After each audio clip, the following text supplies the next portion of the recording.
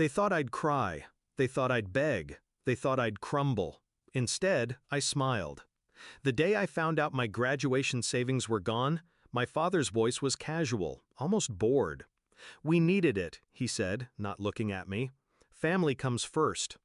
I stared at the kitchen table where the envelope used to be. 3 years of weekend jobs, late-night tutoring sessions, birthdays where I'd pretended I didn't want gifts just so I could put away a little more. Gone. My mother didn't meet my eyes. She just kept stirring her coffee, as if I was being unreasonable for even standing there. That was the moment I understood. Love in my house was conditional. When I was younger, I believed my parents were strict because they wanted the best for me. I studied hard. I obeyed rules. I thought if I was good enough, they'd be proud. But the truth was simpler, colder. I wasn't a child to them. I was a resource, an investment to control, milk, and mold to their advantage. The savings theft wasn't sudden. It was a pattern. Birthday money? We'll keep it safe. Job income? You should contribute.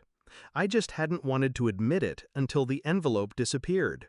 I could have yelled, slammed doors, told them I hated them. But that would have been emotional, predictable, useless. So I shut my mouth, and I worked harder. I took on double shifts, ate instant noodles for months, watched the decimal points in my new bank account grow, tiny and silent. But that wasn't the real plan. The real plan began the night I overheard them talking about my cousin's scholarship.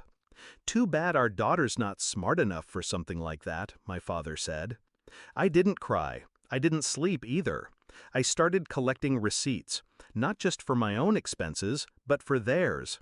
Mortgage documents, car payments, utility bills. I learned their debts better than they did. I found the late fees, the default notices, the quiet desperation they tried to hide behind arrogance. They had taken from me because they thought I had no power. But power is just information paired with timing, and I was patient. The first step was making myself invisible. I didn't argue. I didn't ask for help. I let them believe I'd given up on college. I let them think they'd broken me. Then I applied for every scholarship within reach, local, national, obscure private grants. I forged an independent status, proving I was financially estranged from my parents. Every rejection taught me how to write the next application sharper, stronger. By spring, I had more than enough for tuition, books, and living expenses. But I didn't tell them. Instead, I dropped casual comments about how I was still figuring things out and might just work full-time for a while. They nodded, satisfied. They had no idea I was already accepted into a top university 3 states away. The second step was my insurance policy. I gathered every piece of evidence showing how they'd taken my savings. Bank withdrawals in their handwriting. Text messages confirming they'd borrowed it. Screenshots, copies, notarized statements from the bank teller who saw them take the cash. And then I packaged it. Neat, chronological, impossible to deny. The night before I left, I told them I'd be moving out. I didn't say where. My father smirked. "Let's see how long before you come running back." I just smiled. "You'll find out soon enough." 3 weeks later, they did. A thick envelope arrived at their door. Inside was my acceptance letter, a copy of my full-ride scholarship award, a photograph of me standing in front of my new apartment, smiling. Beneath that, the evidence, every document proving what they'd done, with a note, "This isn't for the police, yet. It's for you to remember the price of underestimating me."